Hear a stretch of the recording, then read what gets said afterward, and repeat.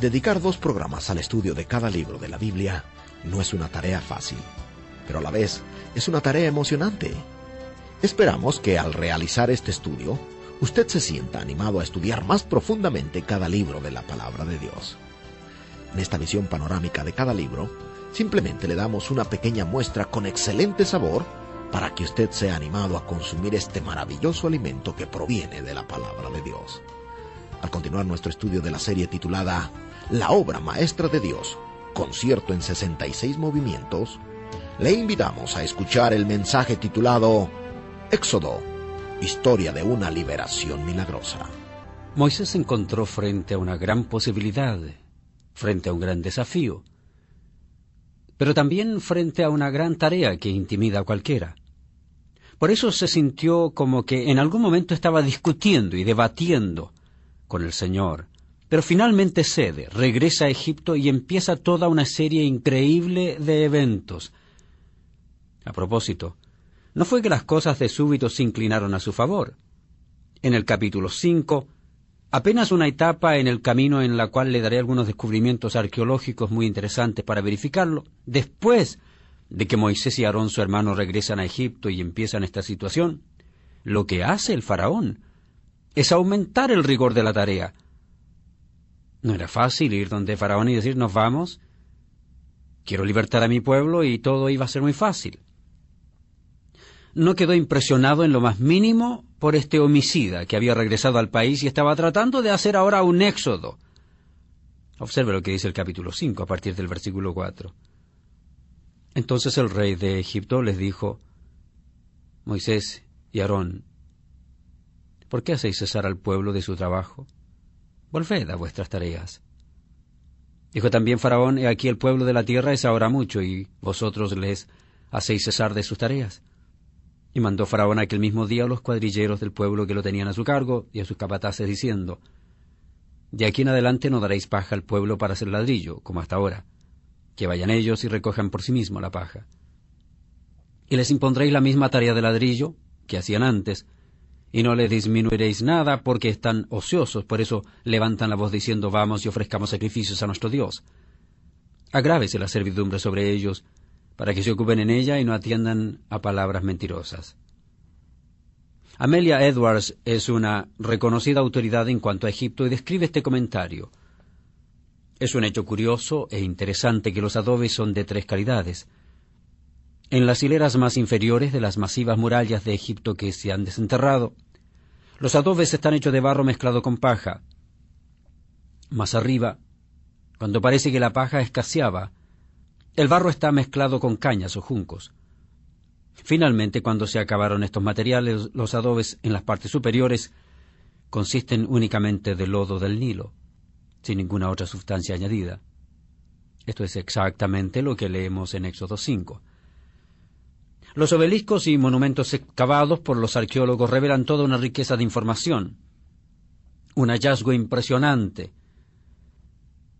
Muestra obreros sin duda extranjeros, no egipcios, realizando diversas tareas en la fabricación de adobes, bajo los 4 capataces egipcios, 2 de rango superior y 2 que esgrimen látigos y flagelos, y que gritan como consta efectivamente en el monumento.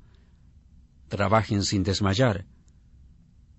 Son las palabras de un historiador egipcio, o de algún adolescente dirigiéndose a sus padres. No estoy seguro de cuál, pero no obstante se halla en ese monumento. Así que, si usted piensa que fue malo a los ojos del faraón ser el libertador, piense cómo se sentirían los hebreos al respecto. Ellos le dijeron, Moisés, déjanos en paz, lo único que hiciste es venir a revolver todo aquí. Exactamente como nosotros tenemos la tendencia de decir a la persona que nos reprende y se convierte en el Moisés en nuestras vidas. Decimos, queremos que Dios nos dirija, que nos enseñe, pero no queremos que nadie se entremeta en nuestras vidas. Sin embargo, es el trabajo de los Moisés, que Dios designa en nuestras vidas para darnos liberación, hacer el arduo trabajo de hablar la verdad del amor y de confrontarnos cuando estamos equivocados. Aquí encontramos muchas lecciones prácticas. Al avanzar hasta el capítulo 12, usted encuentra el relato de las plagas. Imagínese cómo sería todo eso conforme Dios desataba todas las fuerzas contra el faraón para que dejara que el pueblo saliera. Las plagas fueron las siguientes. El Nilo se convirtió en sangre.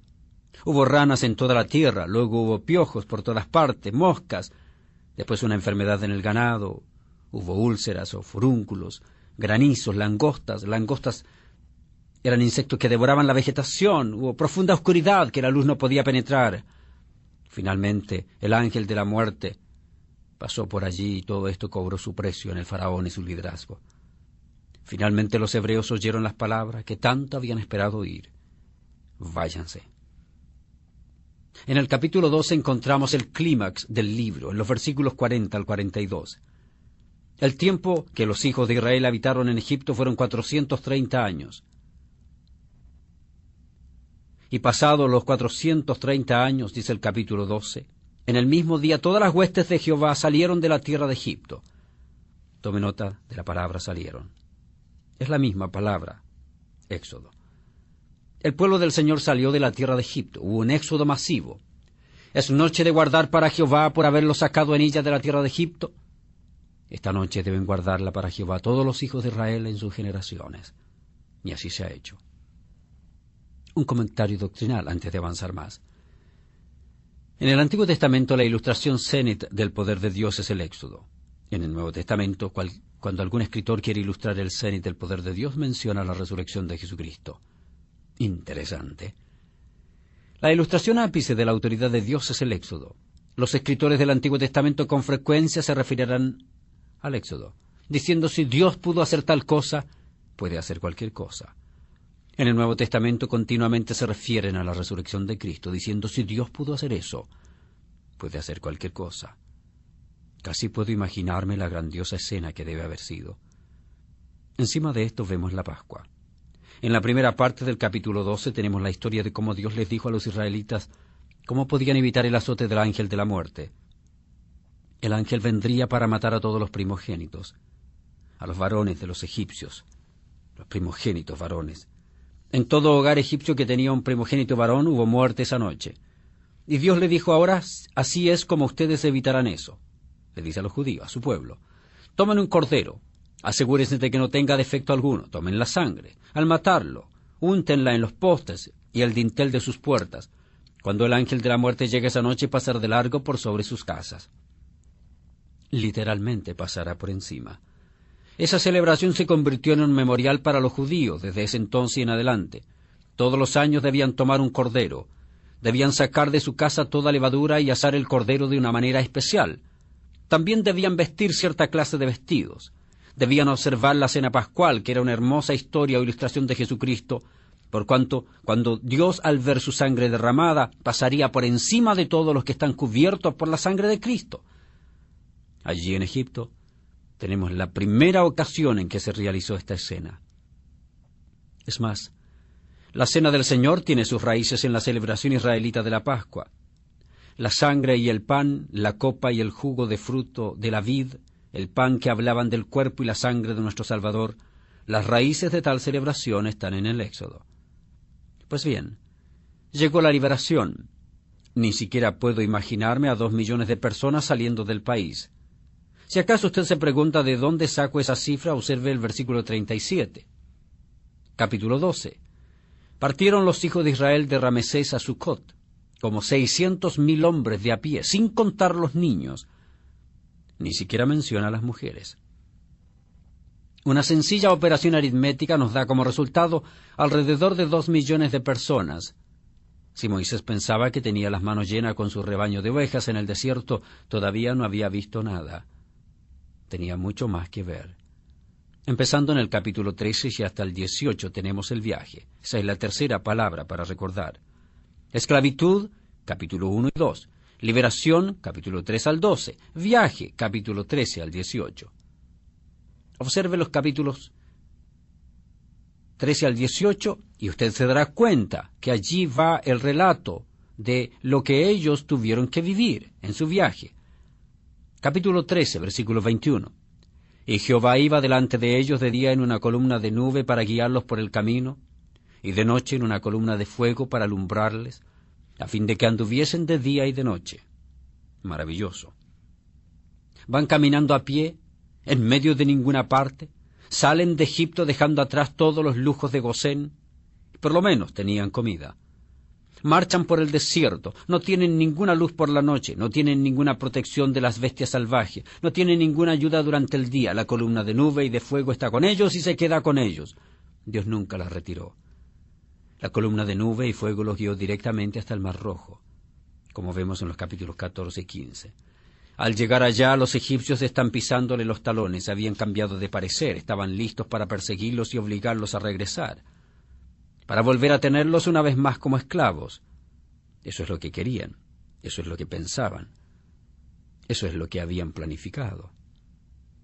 Pero Moisés dice, estad firmes, porque tal consejo era importante.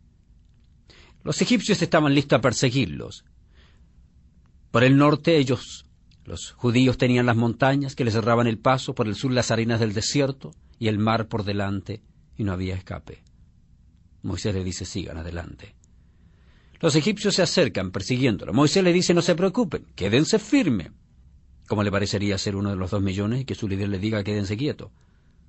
Ya se puede hasta ver la polvareda en la distancia y le dicen, quédense quietos.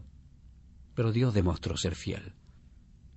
El mar se abrió y ellos cruzaron en seco. Llegaron hasta la otra orilla del río, atragantándose con el polvo del fondo del mar seco. Pero tan pronto como los egipcios llegaron al mar, las aguas volvieron a su curso normal y se ahogaron junto a la vista de los hebreos. Entonces los hijos de Israel entonaron un canto, como leemos en el capítulo 15. ¿Pero qué ocurrió en el capítulo 16? Se pusieron a rezongar, aunque usted no lo crea.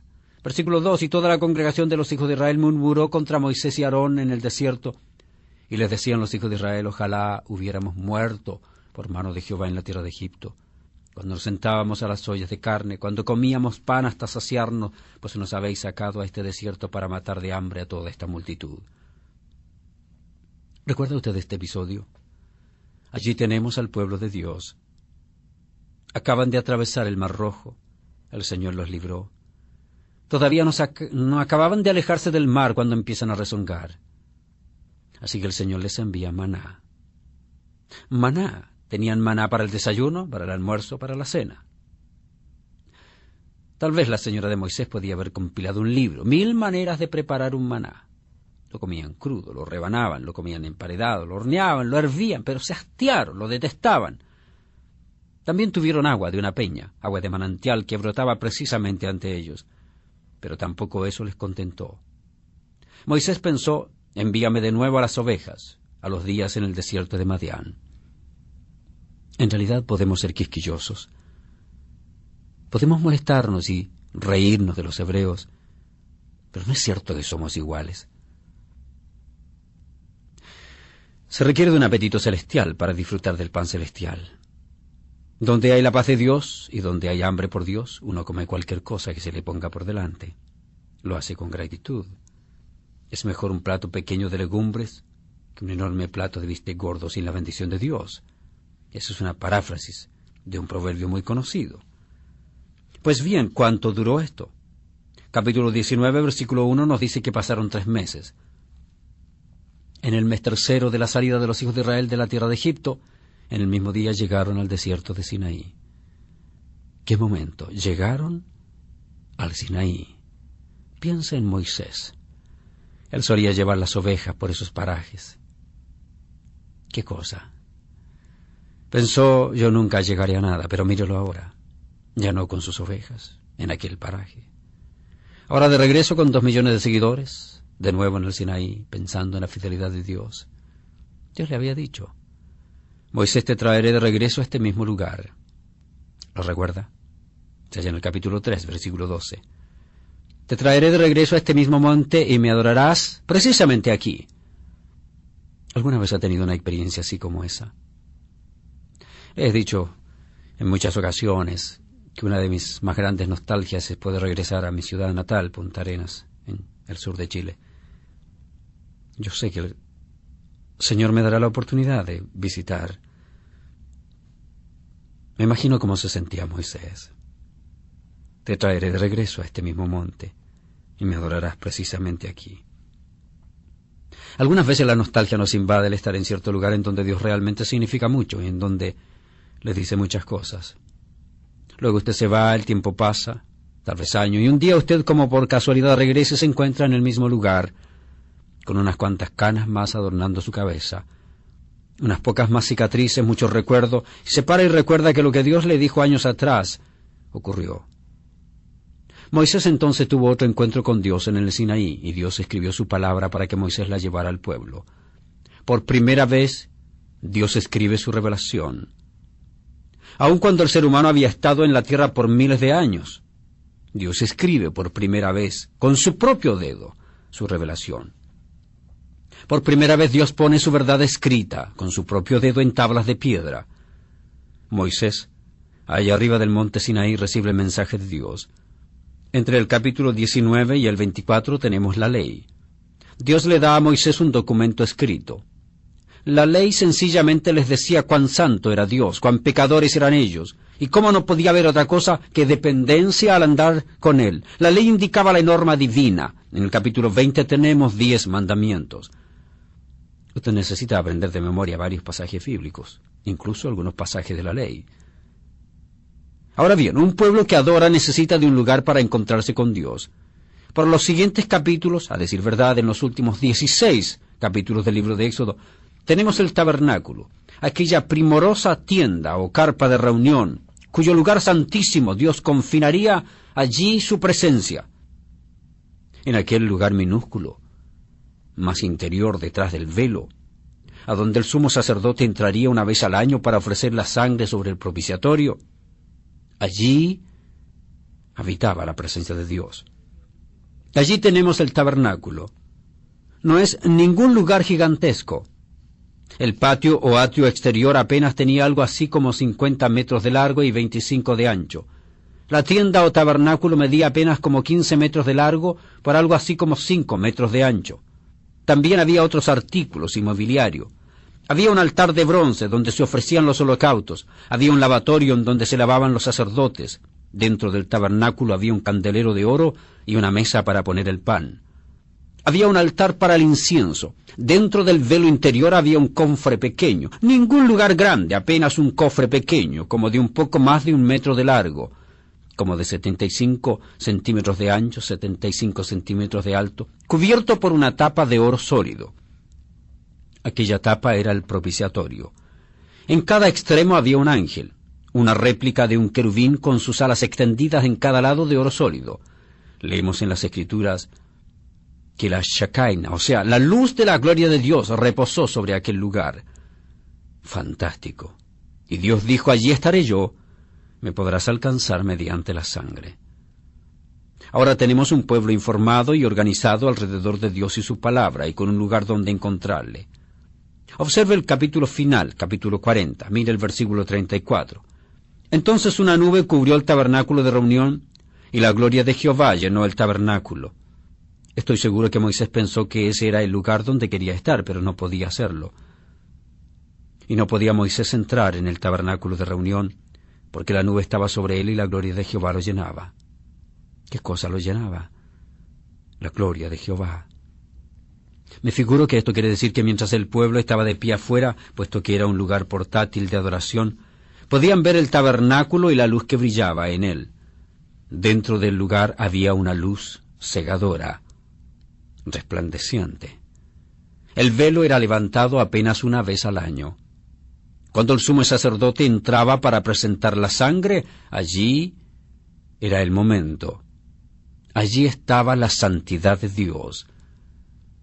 Cuando Cristo ofreció su sangre una vez y para siempre, rasgó el velo en dos. Ya no necesitaba entrar el sumo sacerdote. Este debía entrar en el pasado, allí. Debía entrar habiendo purificado sus pecados. Incluso iba amarrado con una cuerda a su pie.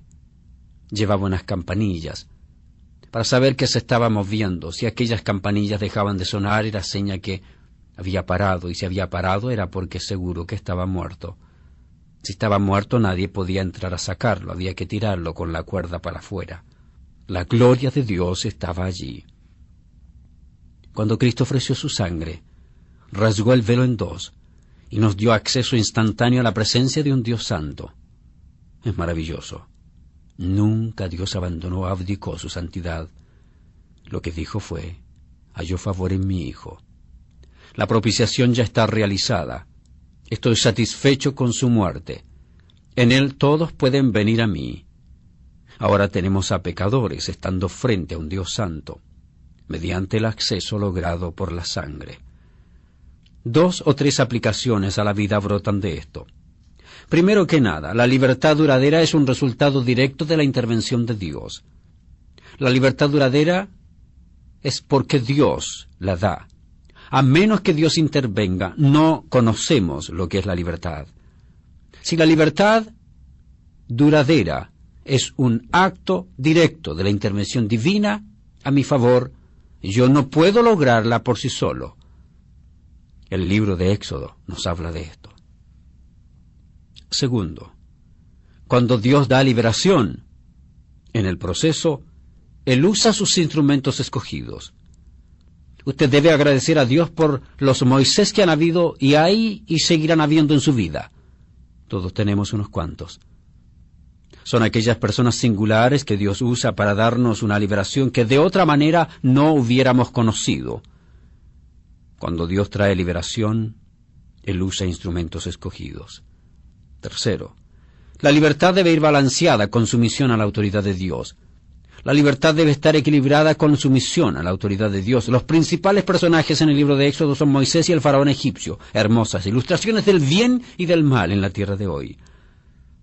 En Romanos 15:4 leemos: porque las cosas que se escribieron antes para nuestra enseñanza se escribieron a fin de que por la paciencia y la consolación de las Escrituras tengamos esperanza. En esta ocasión, si usted ha recibido estímulo, ha recibido ánimo, ha sido fortalecido, es el resultado directo de la obra de Dios cumpliendo su promesa. Mediante la paciencia y la consolación que encontramos en las Escrituras, tenemos esperanza. Usted puede enfrentarse al mañana con mayor esperanza debido a la liberación divina en su vida.